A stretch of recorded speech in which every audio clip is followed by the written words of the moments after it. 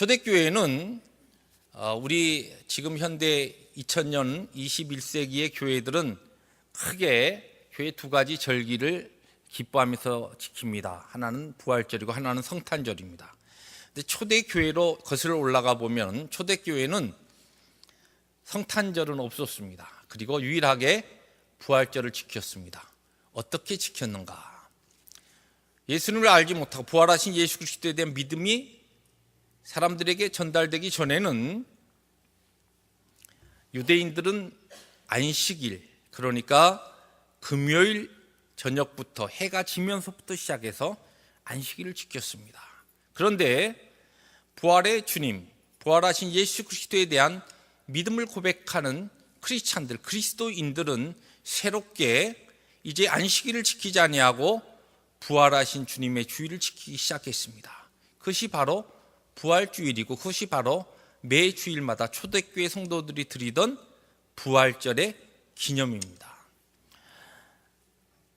하나님께서 우리에게 하나님의 말씀을 통하여 선포하신 안식에 대해서 오해하고 있는 한 종교인들은 지금도 창세기에 그리고 구약시대의 안식일을 지켜야 한다. 주일을 지키는 것은 잘못된 것이라고 이야기합니다.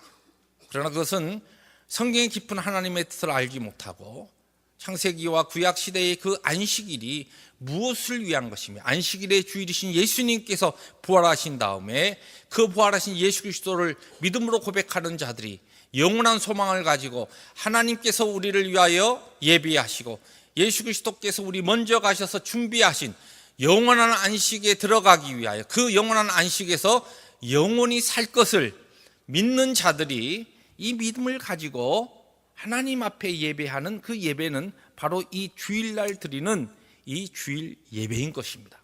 그런데 초대교회 보시면은 이 초대교회에 처음 예수를 믿던 사람들의 믿음은 다른 것이 아니었습니다. 그리스도께서 죽으셨다가 다시 살아나셨다. 그 믿음입니다.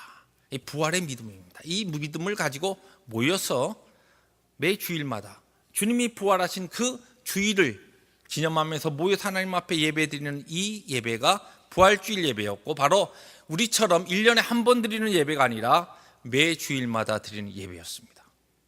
그러나 저는 말씀을 준비하면서 사실 우리는 매 주일마다 드리는 예배가 부활주일이 아니라 매일마다 하나님 앞에 드리는 예배가 되어야 한다. 이것이 바로 하나님께서 우리에게 원하시는 참된 신앙이다라고 하는 것을 말씀을 통해서 우리들이 읽고 또한 깨닫고 이것을 여러분들과 이 아침에 아주 짤막하게 쉐어하기를 원합니다.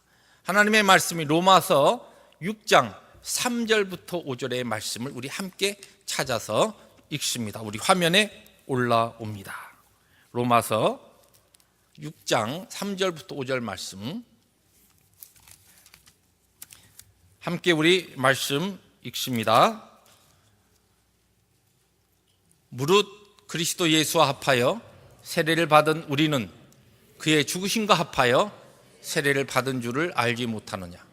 그러므로 우리가 그의 죽으심과 합하여 세례를 받음으로 그와 함께 장사되었나니 이는 아버지의 영광으로 말미암아 그리스도를 죽은 자 가운데서 살리심과 같이 우리로 또한 새 생명 가운데서 행하게 하려 함이라.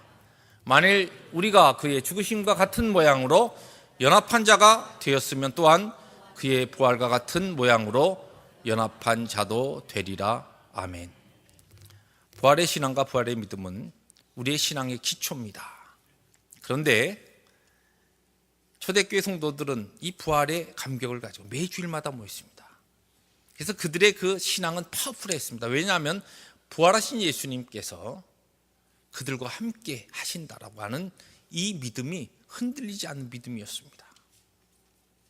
그런데 그것이 주일만이 아니고 우리처럼 이렇게 1년에 한 번 모이는 이 부활 주일의 기념 예배가 아니고 매 주일이 아니라 매일의 예배가 돼야 한다는 것입니다. 왜냐하면 우리의 신앙은 특별한 시간에 특별한 때에 그것이 아니라 우리의 일상의 삶이 믿음의 삶이요 부활을 고백하는 신앙이어야 하기 때문에 그렇습니다. 그런데 우리들이 그러면 부활의 신앙을 주일마다가 아니라 매일마다 나의 숨쉬는 순간마다의 삶에 부활의 신앙이, 부활의 은총이 나에게 하나님 앞에서 고백되어지기 위해서 오늘 그 비결을 성경에서 찾을 수가 있습니다. 오늘 우리가 읽은 로마서 6장 3절부터 5절의 말씀에 가장 많이 나오는 단어는 합하여라고 하는 단어입니다. 연합하여, 합하여. 예수 그리스도와 연합했다. 예수 그리스도와 합했다. 오늘 하나님의 말씀의 제목이 뭡니까? 부활의 은총으로 다시 살게 하소서입니다. 이 제목이 여러분들의 말씀을 듣는 가운데 마지막 결론으로 이 제목이 바뀌어질 때에 하나님 앞에 드리는 이 예배가, 그리고 이 예배를 또한 시작으로 우리의 부활의 신앙이 하나님 앞에 설 때까지 날마다 고백되는 부활의 신앙이 될 줄로 믿습니다. 그러면 이와 같은 신앙이 되기 위해서 부활의 신앙은, 여기 보면은 이 믿음이라고 하는 것은 내 노력과 내 어떠한 결심과 나의 특별한 내가 가지고 있는 어떤 조건으로 주어진 것이 아닙니다. 은총이라고 하는 것은 은혜요, 하나님이 거저 주신 것입니다. 그것은 다시 말해서 믿음이 내가 얻은 것이 아니라 하나님께서 나는 아무것도 하지 않았는데 거저 주신 것입니다. 이 믿음으로 말미암아 우리가 예수 그리스도와 함께 다시 살며 날마다 사는 이 능력의 삶을 살아가기 위해서는 먼저 이 믿음을 통하여 예수 그리스도와 합하여, 이곳에 있는 우리 모두는 제가 알기로는 세례를 받았습니다. 오늘 우리 2명의 젊은 우리 학생들이 침례를 받습니다. 세례를 받으면서 우리는 예수 그리스도와 연합이 됩니다. 믿음을 통하여 우리는 예수와 하나가 된다는 것입니다. 그러면 그 하나 된 것이 그 다음에 예수와 합하여서 함께 죽습니다. 그리고 예수 그리스도와 합하여 함께 살고 마지막으로 예수 그리스도와 합하여 영원히 살게 됩니다. 우리의 신앙의 중요한 고백은 예수님과 함께 믿음으로 인하여, 내가 믿어서가 아니라 하나님께서 이 자리에 앉아있는 우리 모두에게 거저 주신 은혜로 말미암아 주신 그 믿음이 예수님과 함께 우리를 하나가 되게 하였고, 그랬기 때문에 예수님이 죽으실 때에 우리도 같이 죽었습니다.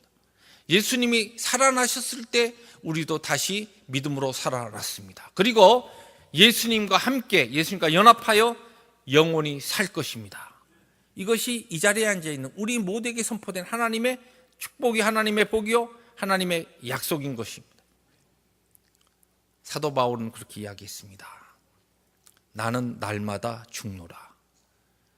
다시 사시는 예수 그리스도와 날마다 부활하는 삶이 되기 위해서는, 다시 살기 위해서는 전제 조건이 뭡니까? 죽어야 합니다. 이미 우리는 십자가에 예수 그리스도와 함께 죄에 대하여 죽었고, 세상에 대하여 죽었고, 그리고 우리의 모든 육신의 정욕과 안목의 정욕과 이생의 자랑에 대하여 죽은 자들입니다. 왜 오늘 우리의 삶 가운데 능력이 나타나지 않는가? 왜 부활의 능력이 하나님의 교회에서, 우리 가정에서 믿는 자들의 삶에서 힘있게 선포되지 않는가? 그 이유는 다른 것이 아닙니다. 우리가 예수 그리스도와 함께 십자가에 죽은 존재들인데 죽지 않기 때문에 그렇습니다. 아직도 내가 살아서 내 자존심이 살고 내 얼굴이 살고 내 체면이 살고 내 감정이 살기 때문에 부활의 능력이, 살아나는 능력이 우리에게 나타나지 않는 것입니다. 죽으면 삽니다. 우리의 날마다의 삶이 부활주일이 되기 위해서 내가 날마다 죽으면 됩니다. 그러나 성경은 우리에게 이야기합니다. 믿음으로 이미 우리는 예수 그리스도와 함께 죽은 존재라고 하는 말씀입니다. 죽은 자들에게는 다시 살아나는 역사가 나타납니다. 이제 하나님 앞에 다시 사는, 날마다 사는, 날마다 부활의 능력과 믿음을 선포하는 자가 되기 위해서 나는 하나님과 함께, 예수 그리스도와 함께 날마다 죽겠습니다. 그리하여 내 속에 계신 예수 그리스도만 살게 하겠습니다. 이것이 부활의 믿음이요, 부활의 신앙의 고백이요, 부활의 능력인 것입니다. 사랑하는 성도 여러분, 오늘 설교 제목은 부활의 은총으로 다시 살게 하소서. 그런데 이제는 이것이 이렇게 우리가 바뀌는 신앙의 고백이 돼야 됩니다. 하나님 나에게 주신 부활의 은총, 부활의 믿음 때문에 내가 날마다 살겠습니다. 날마다 부활하겠습니다. 날마다 부활하게 하신 주님을 찬양하며 예배하며 경배하며 감사합니다. 이것이 하나님 앞에 드리는 이 제단의 모든 성도들의 신앙의 고백이 되시기를 주의 이름으로 축복합니다. 기도하십니다.